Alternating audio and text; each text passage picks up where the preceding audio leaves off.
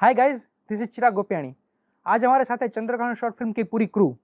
ये short film एक horror survival theme के ऊपर बेस्ड है, जो इसी चैनल पर रिलीज हो चुकी है।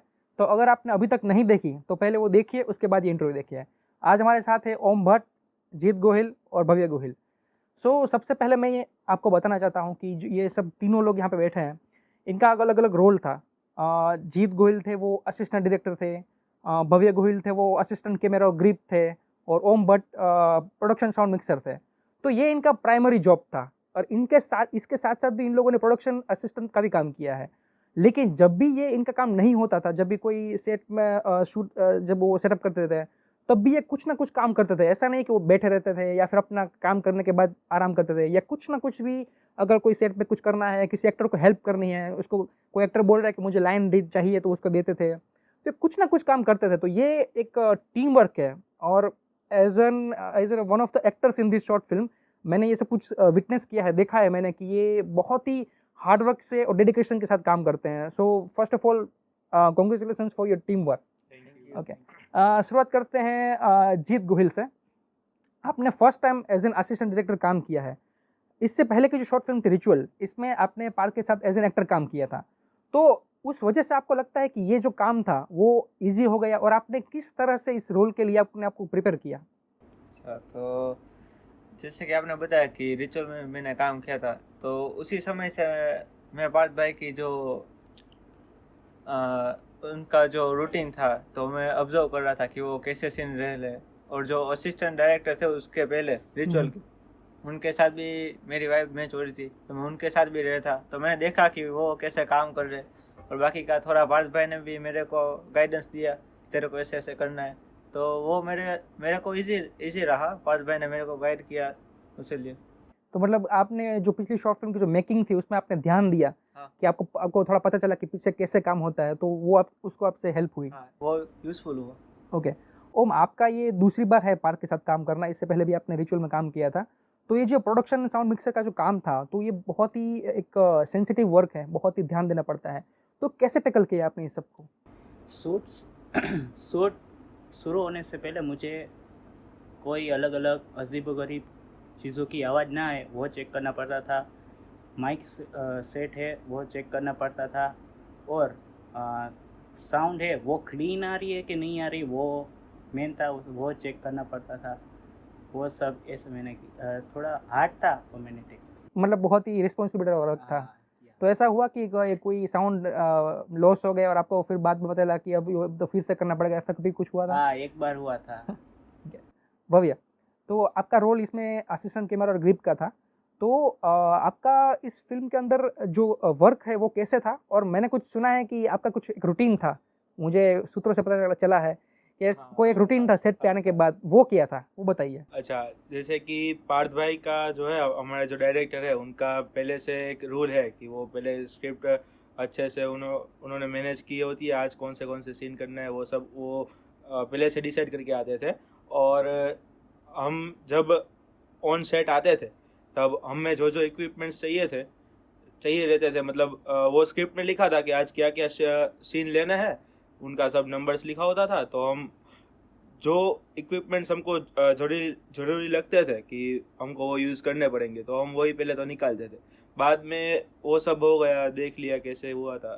बाद में हम मतलब चिल करते थे, जब सब कुछ रेडी होता था तब थोड़ी देर चिल करते थे, बाद में तो शूट चालू कर देते थे ऐसा।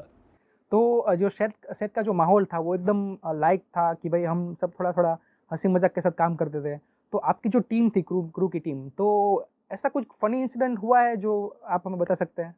हाँ, मतलब एक बार हुआ था, मतलब हम जब कभी कभी तो वैसे प्रैंक तो करते रहते हैं एक दूसरे पे, क्योंकि हॉरर शॉर्ट फिल्म है और रात को भी शूट करते हैं, तो मज़ा आता है प्रैंक करने में। और एक फ़नी इंसिडेंट वो हुआ था कि मैं और ओम जा रहे थे, तो हम वॉशरूम जाके वापस आ रहे थे, तो मैंने बोला ओम तू चल, मैं आता हूँ तेरे पीछे पीछे। बाद में पीछे से मैं हो गया गायब। मैंने बोला चलो इसके ऊपर आज प्रैंक कर देते हैं। तो बाद में ना थोड़ी देर वो देखने लगा कि कहाँ है भैया, कहाँ है, मिल नहीं रहा। तो वो सीधा प्रॉपर रूम चला गया। और बाद में मैं पीछे से आया, मैं तू ओम तू कहाँ चला गया था मेरे को छोड़ के?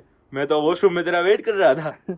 बाद में उसको बताया चलो प्रैंक था। तो ये सब प्रैंक हमारे दोस्त पार्थ से ही आपने सीखे होंगे, हाँ जी, क्योंकि वो बिल्कुल बहुत ही बिल्कुल बड़ा बिल्कुल। वो हाँ, वो प्रैंक करते रहते थे, बाद में अच्छा लगा, ठीक है चलो सेट पे कभी कभी प्रैंक कर सकते हैं, तो हम ठीक है चलो करते हैं। ध्यान रखेगा आपके साथ कहीं बहुत बड़ा प्रैंक पार्थ न कर दे। सही है सही है।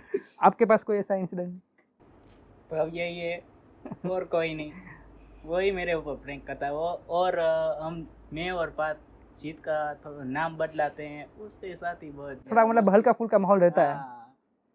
भव्य, आप एक वेडिंग फोटोग्राफर में जाते हैं, आपका काम यही है, आप अपने फादर के साथ जाते हैं वेडिंग फोटोग्राफी और सब कुछ में, तो आपको लगता है कि वो जो एक्सपीरियंस वहाँ का है शूट का, तो वो यहाँ पे कहीं ना कहीं आपको कुछ काम आया? हाँ, ऑब्वियसली काम आया था, क्योंकि जैसे बताया कि चलो असिस्टेंट कैमरामैन में था, लेकिन उसके अलावा जब उसका काम मतलब ख़त्म हो जाए कि चलो आपका काम अभी ठीक है, अब पार्थ भाई शूट कर रहे हैं तो ठीक है, तो जब BTS लेना होता था तो वो जो सोलो वीडियो मैन होता था, तो मेरा काम है कि वेडिंग में चलो कहीं कहीं पे सोलो वीडियो मैन की ज़रूरत पड़ती है, तो मैं जाता था मतलब, तो वहाँ का एक्सपीरियंस यहाँ काम आया कि मैं BTS अच्छे से ले सकता था यहाँ के।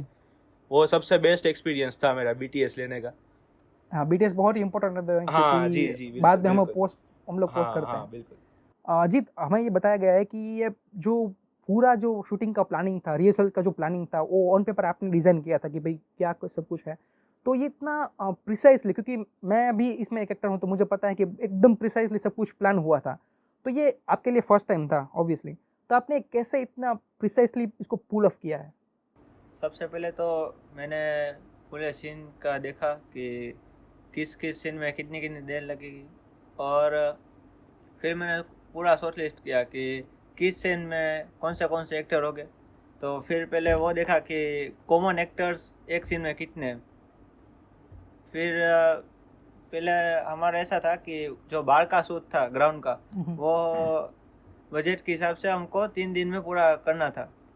पहले मैंने वो सीन देखा कि बाहर के कितने, फिर उनको देखा कि किस में ज़्यादा टाइम लगेगा। तो 3 दिन में मैंने कैसा किया कि पहले जो 4 सीन है वो मैंने 2 दिन में रख दिया, क्योंकि हो सकता था उसमें भी 3-3, लेकिन थोड़ा ज़्यादा टाइम दिया, रीटेक हो सकते हैं, तो वो फिर शेड्यूल वो हो जाए ख़राब। उससे ज़्यादा अच्छा है कि मैंने ज़्यादा टाइम दे दिया। और जब मेरा 3rd डे था तब हमने 5 सीन्स रखे थे, क्योंकि वो सारे सेरेमनी सीन्स थे। तो उससे क्या होता था कि वो माहौल सेरेमनी का था, तो उसमें ज़्यादा रीटेक नहीं आते थे, तो ज़्यादा मैंने टाइम दिया। और हमारा टाइम था फ्री होने का 3 बजे, लेकिन मोस्ट ऑफ हम 2 या 2:15 को ही फ्री हो जाते थे, क्योंकि ज़्यादा टाइम दिया था।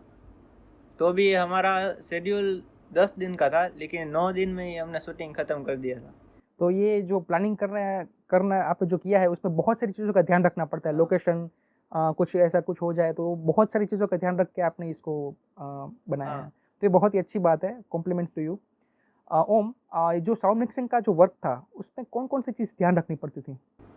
पहला तो ये अजीबोगरीब कोई आवाज़ नहीं आ रही है, आती है तो मुझे बात को कहना पड़ता है। वो काम तो जीत का है, बट कभी कभार मैं भी कर लेता हूँ। और माइक ऑन है कि नहीं, क्लीन वॉइस आ रही है कि नहीं, और कहीं सारे वगैरह वगैरह और हो सकते हैं। ड्यूरिंग द शूट कोई भी एक्टर होता है, कोई भी सीन चल रहा होता है, तो उसमें कई सारे रिटेक्स होते हैं, वो तो एक जनरल बात है, तो आपका रिएक्शन क्या होता है? क्योंकि उस टाइम आप सब कुछ उसको सेट करके रखे होते हैं, लाइटिंग पकड़ कर रखते होते हैं, आप साउंड पकड़ कर रखते होते हैं, तो आप एकदम बहुत ही एक माहौल में होते हैं, ठीक है, तो जब रिटेक्स होते हैं तो आपको सब कुछ पहले रिसेट करके फिर से करना पड़ता है, तो वो आपका रिएक्शन क्या होता है? मेरा तो ऐसा था कि पहले हम क्या करते थे कि अगर थोड़े ज़्यादा रिटेक्स होते तो हम 2 मिनट के लिए शूट बंद करके वापस से पूरा सीन का डिटेलिंग करते हैं। रिहर्सल में हमने पूरा डिटेलिंग किया था, हमने ऐसा बोला था कि शिफ्ट कैमरा ही नहीं है, ऐसे पूरा हमने रिहर्सल किया था। फिर भी अगर एक्टर से नहीं हो रहा है तो हम फिर से डिटेलिंग में पूरा समझाते थे। और एक मेरे को वो थोड़ा ऐसा रहता था कि ये टाइम से होगा कि नहीं, जो टाइम दिया है उसमें ये सीन होगा कि नहीं, फिर ज़्यादा लेट हो जाएगा तो एक वो एक था। और अंदर से ऐसा होता था कि चलो हो जाए, इस बार हो ही जाएगा। गालियाँ दी होंगी आपने एक्टर को? नहीं नहीं। ठीक है। तो जो ये कास्ट है, हमारी जो कास्ट है वो बहुत ही इस बार बहुत ही बड़ी कास्ट है कंपेयर टू पिछले शॉर्ट फिल्म्स। सो उनको मैनेज करना, क्योंकि कई कई सारी चीज़ आप लोगों ने मैनेज की होती है during the behind the scene, तो वो आपके लिए कैसा एक्सपीरियंस था मैनेज करना? और कोई ऐसा कुछ आपको सिचुएशन ऐसा लगा कि आप घबरा गए कि मुझे अब क्या कर रहे हैं, ऐसा कुछ एक्सपीरियंस आपका? नहीं, मैं घबरा तो नहीं गया था, क्योंकि पार्थ भाई ने उनकी तरफ से मेरे को पूरा फ्रीडम दिया था कि तू करेगा तो वो सही करेगा। एक डिफ़िकल्ट वो होता था कि पार्थ भाई का एक रूल है कि ऑन सेट मोबाइल्स नहीं होने चाहिए, ठीक है।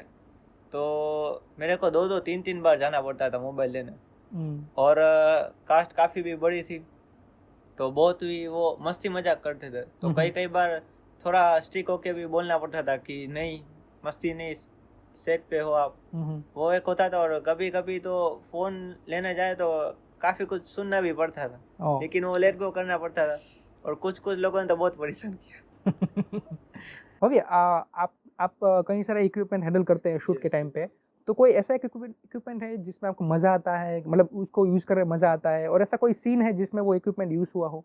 हाँ, एक इक्विपमेंट आता है जो डोली होती है, जिसके ऊपर ऐसा कैमरा रख देता है। बाद में या तो हम आगे पीछे उस कैमरा को कर सकते हैं, या तो लेफ्ट राइट कर सकते हैं। एक सीन था जब समीर और साहिल दोनों का सीन था, और उनके जो पापा है वो तब मर चुके थे, तो वो लोग बाजू में आए, तब एक डोली का सीन था जो ऐसे जूम इन हो रहा था धीरे धीरे। तो वो जो सीन था वो एक तो फर्स्ट टेक में हो गया था, एकदम परफेक्ट आया था। एक वो वजह से वो सीन मेरा फेवरेट हो गया, और डोली तो पहले से फेवरेट थी, ऐसा था। उसमें एक्टर भी अच्छे थे। हाँ, चिराग का कोई एक्टर था। हाँ, था बिल्कुल था। आप खुद की तारीफ कर रहे हो। जीत, ये पूरा जो एक्सपीरियंस आपके लिए जर्नी थी, तो ऐसी कोई चीज़ है जो अगर टाइम ट्रैवल करके आप पीछे जा सकते हैं, तो ऐसी कोई चीज़ थी जो आप बदलना चाहते हो? हाँ। कौन सी? पहले तो मैं रिहर्सल में ज़्यादा ध्यान देवड़ाऊँगा, क्योंकि वो क्या है, तो ऑन शूट जो हमें समझाना पड़ता था एक दो एक्टर को, वो हमें नहीं करना पड़ेगा। और कुछ बार कैसा होता है, पूरी एक्टिंग सही है, डायलॉग सही नहीं है, तो डायलॉग्स का भी ज़्यादा करूँगा, ठीक है। और मैं तो ये चीज़ कि और भी जितना हो सके उतना हम उनको ज़्यादा रिहर्सल कराएंगे, तो क्या हमारा भी टाइम बचेगा और सीन भी फटाफट हो जाएगा। इन शॉर्ट, के रिहर्सल की प्रिपरेशन पे आप ज़्यादा फोकस करना चाहेंगे, क्योंकि वहाँ पे अगर कुछ हम लोगों ने ओके कर दिया और वहाँ फिर शूट में वो नहीं हुआ, तो फिर हम वो डिफरेंस कर सकते हैं कि क्या इशू था। तो ये वैसे भी एक बहुत ही बड़ा चैलेंज होता है शूटिंग में, कि रिहर्सल्स में कोई भी चीज़ डन हो गई, या फिर रिहर्सल में कोई चीज़ हम लोगों ने ऐसे करे कि चलो ये नहीं करते हैं, बाद में देख लेंगे, और फिर बाद में अगर वो चीज़ अच्छी नहीं हुई तो फिर इशू हो सकता है। ऑन टाइम बहुत ही वो समय ले लेगा। ओम, आप तो बाहर के कजिन भाई हैं और आप खंभाले रहते हैं, तो वहाँ से आपको ट्रैवल करना होता था ये शूटिंग के दौरान। तो जो सेट के मतलब काम खत्म होने के बाद जो बात का माहौल क्या था, मतलब क्या करते थे हम? फुली लाइट माहौल रहता था, सब हंसी मजाक करते करते घर जाते थे।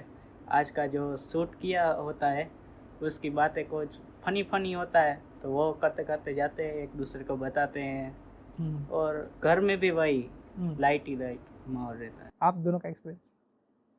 मैं भी पार्थ भाई के साथ ही जाता था, ठीक है। तो मैं मेरे कुछ इंसिडेंट्स कहता था कि आज ये एक्टर के साथ ऐसा हुआ, ठीक है, मेरे को ये आज हुई, और ये सबसे बेस्ट सीन आज का हुआ, ये सीन में ज़्यादा भी देर नहीं लगी, और ये एंगल से ये सीन आपने बहुत अच्छा लिया, ये सब हम डिस्कशन करते थे।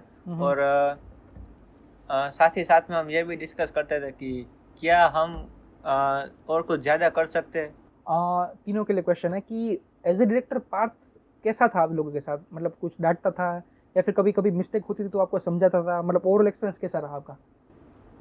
मैंने डांट भी खाई है और समझाया भी है, ऐसा था। देखो, पार्थ भाई का कैसा है कि जब एक बार कैमरा चालू हो गया तो वो पूरा स्ट्रिक्ट, वो प्रोफेशनल लाइफ और पर्सनल लाइफ पूरा अलग रखते थे। हम लोग फ्रेंड्स भी है, ठीक है। तो पार्थ भाई ने, हम दोनों एक बार ऑन शूट हम लोग बैठ गए थे साइड में, तो थोड़ा सा वहाँ पर हमारा फॉल्ट था, तो पार्थ भाई ने हमको बोला कि ये नहीं चलेगा। तो वो पार्थ भाई डांटते थे, लेकिन हमको हमारा रियलाइज होता था कि ये हमारी गलती है, उसीलिए। वरना पार्थ भाई ज्यादा डांटते नहीं थे, जब कुछ लगे तो ही कहते थे, वरना कुछ कहते नहीं थे। आपके साथ मेरे साथ तो बहुत अच्छा ही रहता था। कभी कभी ऐसा कुछ हो जाए कि चलो भाई कुछ काम नहीं कर रहा, मतलब अभी कैमरा असिस्टेंट की यहाँ पे ज़रूरत है, वो है नहीं, तो ऐसा तो बहुत कम बार होता था, लेकिन अगर हो जाए तो बोला था कि भाई तू यहाँ पे रहे, कहाँ जा रहा है, बस वही। बाकी तो हम बहुत मस्ती मजाक भी करते हैं। अच्छा, शूट एक बार चालू हो जाए, सेट पे सब कास्ट आ जाए, कैमरा ऑन हो जाए, बाद में कुछ मस्ती नहीं, क्योंकि अच्छा अंदर अंदर बात करते रहते थे कि ये हुआ वो हुआ, लेकिन हाँ उन लोगों के साथ ज्यादा मस्ती नहीं करते थे, क्योंकि थोड़ा जो स्ट्रिक्टनेस रहता था वो रखना पड़ता है, क्योंकि वो कास्ट है, हाँ इसीलिए। तो इन शॉर्ट के जो अगर आपकी कोई मिस्टेक होती तो आपको अच्छा लगता है कि कोई आपको उसके बारे में अवेयर कर रहा है कि ये मिस्टेक है, तो आप उसको यही है, बार हम नहीं करेंगे। तो ये भी आपकी क्वालिटी है कि अडेप्ट करना, कि ये आपको कोई अगर कह रहा है तो अपने अच्छे के लिए, ना कि उसमें आपको गुस्सा है ऐसा कुछ, तो ये भी आप तीनों की भाई जब मिस्टेक होती तब भी कहते थे। ये आपको कॉन्फिडेंस था कि और एक बार बोल दिया, बाद में ऐसा नहीं कि एक बार बोल दिया मतलब बोल दिया, बाद में जब पर्सनल लाइफ पे आते थे, बाद में एक बार वो हाँ, और वैसे भी वो बोलते थे कि अगर भाई तेरे को गलत लगा हो तो ठीक है, तू गलत मत समझ, मैं तेरे अच्छे के लिए बोल रहा हूँ, इसलिए। तो अभी थोड़ा हम रैपिड फायर करते हैं तीनों के लिए, और आपको फटाफट आंसर देना है। सेट पर सबसे ज्यादा किसने डांट खाई है? मैंने। आपके हिसाब से? हाँ, ओम ने, क्योंकि वो कभी कभी ऑडियो का जो कभी मिसप्लेस हो जाता था, या तो सीन नंबर याद नहीं था, कभी होता था, चलता है। किसका परफॉर्मेंस आपको बहुत ही अच्छा लगा? मुझे समीर भाई, हमारे कपिल भाई। हाँ, समीर, साहिल और एसपी, तीनों को बुरा ना लगे इसलिए तीनों का नाम ले लिया। आपका? अच्छा, एक कैरेक्टर है मीत भाई, वो जो मीत भाई है, उनका मतलब ऑडियो एकदम जो फ्रीक्वेंसी उनकी मेंटेन रहती थी, बाद में आपकी भी है, आपकी, समीर भाई की, मतलब सबकी ऑडियो फ्रीक्वेंसी मेंटेन रहती थी, और इसलिए बोल रहा हाँ, और एक्टिंग भी अच्छी थी, क्योंकि आप बहुत पहले से पार्थ भाई के साथ काम कर रहे हैं वैसे भी, और पार्थ भाई ने कुछ तो आप में देखा ही होगा। तो ऐसा कोई एक्टर था जो आपकी गुड बुक में नहीं था, मतलब जो आपको इतना अच्छा नहीं लगता था, ऐसा कोई एक्टर था आपको? मेरा भी नाम ले सकते हैं आप। नहीं, आप नहीं थे। नेहा दीदी। ओके, एक दो है, सबके तो नाम ले नहीं सकते। आप डिप्लोमेटिक आंसर दे रहे हैं। भाई आप? है, लेकिन ऐसा है कि कभी कभी कोई एक्टर होता था, वो डायलॉग अच्छे से नहीं बोल रहा है, किसी से कोई चीज करने को बोलो तो वो अच्छे से नहीं हो रही है, चलता रहता है। शूटिंग के दौरान ऐसा कुछ हुआ कि आपसे कोई इक्विपमेंट ब्रेक हो गया हो, आपने पार्ट को बताया ना बताया, ऐसा कुछ हुआ है? नहीं, कभी नहीं? नहीं, ऐसा तो कभी नहीं हुआ। जब शूट होता था तब वो जब शॉर्ट सेटअप होता था तो बीच में जो टाइम होता था, तो ऐसा कोई एक्टर था कि जिसके साथ आप बात करते थे तो आपको अच्छा लगता था कि उनके साथ बात कर रहे हैं, आप टाइम स्पेंड कर रहे हैं, हैंग आउट कर रहे हैं, तो ऐसा कोई एक्टर था कि बात कर रहे हैं उनके साथ? आप ही थे। और मैं तो ज़्यादातर क्या कि जैसे सेट पूरा हो जाए तो मैं और पार्थ भाई पूरा डिस्कस कर लेते थे कि क्या क्या करना है, किस में ज़्यादा टाइम लगेगा, किस में ज़्यादा टाइम नहीं लगेगा, तो वो सब हम लोग डिस्कस कर रहे थे। कोई आप ऐसा कोई था? हाँ, एक एक्टर था, अब बात ज़्यादा नहीं होती थी, एक ही बार बात हुई थी मीत भाई से, कि मतलब मैंने सोचा चलो कि हम ऐसा करते हैं कि मैं वो ये सब क्रू मेंबर और पार्थ भाई ऊपर थे फर्स्ट फ्लोर पे और मैं नीचे आ गया था, तो मैंने सोचा चलो प्रैंक करते हैं कि मेरा फ़ोन खो गया है, तो मैंने मीत भाई से बोला कि आप एक बार काम करो, आप बोलो पार्थ भाई को ये फ़ोन किसी का मिला है, तो मीत भाई ने बोला कि नहीं, मैं मस्ती नहीं करूँगा सेट पे। मैं तो चलो ठीक है, अच्छा है। वो एक अच्छा एक्सपीरियंस भी था मेरे लिए कि कोई कास्ट है वो अपने डायरेक्टर की रिस्पेक्ट कर रहा है, मतलब अच्छा एक्सपीरियंस तो इट्स ऑल अबाउट रिस्पेक्ट। यही है कि आपके साथ कोई एक्टर इंटरेक्ट कर रहा है, तो ऐसा नहीं कि भाई आप क्रू मेंबर में हो तो आपके साथ अच्छे से बात नहीं करना, कि एक्टर ही अच्छे से बात करने से आपके साथ भी एक रिलेशन अलग से मेंटेन होता था, तो वो भी एक अच्छी बात है सेट के लिए। हमारा लास्ट क्वेश्चन अभी आता है कि ये पूरी जर्नी रिहर्सल से, मतलब पोस्ट प्री प्रोडक्शन से, सारे वहाँ से पहले से जो भी जितनी चीज़ें आपने की, उसमें से आपका एक्सपीरियंस कैसा रहा और आपने क्या सीखा मोस्ट इम्पोर्टेंटली? क्योंकि कोई भी बड़ी चीज़ करने से हम कुछ ना कुछ तो सीखते हैं, तो आपने क्या सीखा इसमें से? ये मेरा फर्स्ट टाइम बिग शो था, तो इसमें साउंड का मैंने बहुत गलती की, वो सब मैंने सोचा आपसे कि अगली बिग फिल्म में ये सब गलती मैं नहीं करूँगा और भी बेहतर करने की कोशिश मैं करूँगा। मैंने तो पहले ये सीखा कि पूरा जो शेड्यूल है तो वो टाइम टू टाइम होना चाहिए, ठीक है, कि वो वर्क भी होना चाहिए। और दूसरा मैंने ये सीखा कि बड़ी कास्ट थी तो मेरी कम्युनिकेशन स्किल भी अच्छी हुई, और इतने सारे लोगों को मैनेज करना वो भी एक मैंने सीखा कि भाई हमको कुछ बार सुनना भी पड़ता है, लेकिन हमको वो लेट गो करके हमको हमारे काम पे फोकस करना है। वो मैंने बहुत बड़ी चीज़ सीखी कि लोग तो कहेंगे लेकिन हमें हमारा काम करना है।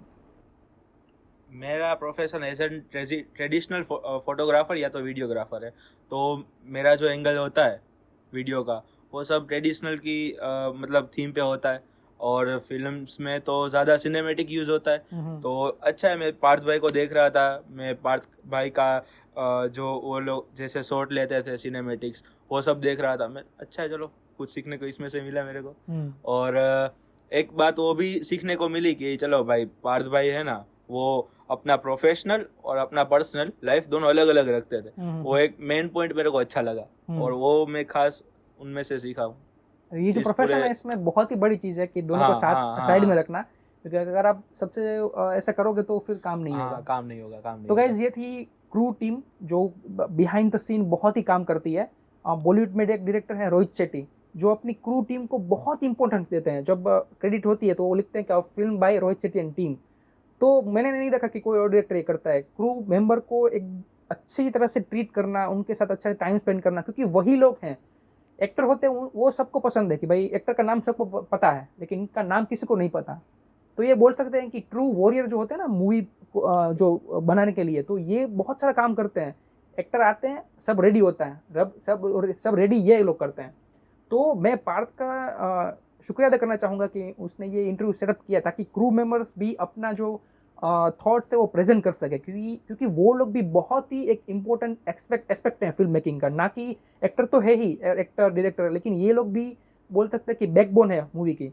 सो ये पार्थ की एक बहुत अच्छी चीज़ है कि वो अपने क्रू मेंबर के साथ बहुत ही अच्छे से उनको समझाता है, बातचीत करता है। ऐसा नहीं है कि भाई उनको अगर गलती करता है तो उनको डांटता है, लेकिन उनको समझाता है और इक्वल इंपॉर्टेंस देता है। हम सब इक्वली सेट पर रहते थे।